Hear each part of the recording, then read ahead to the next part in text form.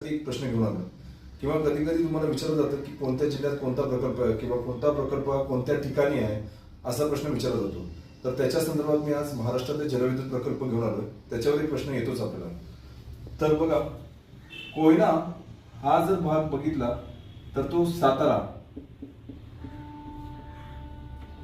तिलारी हा प्रकल्प कोल्हापूरमध्ये आहे, वैतरणा नाशिक, येलदरी हिंगोली, राधानगरी कोल्हापूर,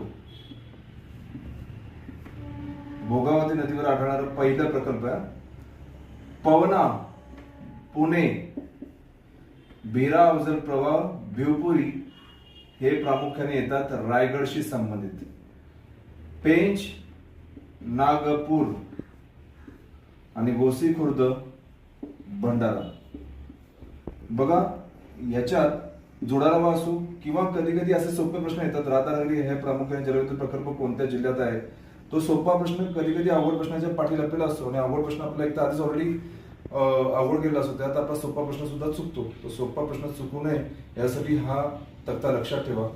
नक्कीच हा व्हिडिओ आवडला असेल कोणत्याही कारणास्तव तर लाईक करा, शेअर करा आणि सबस्क्राईब करा. थँक्यू.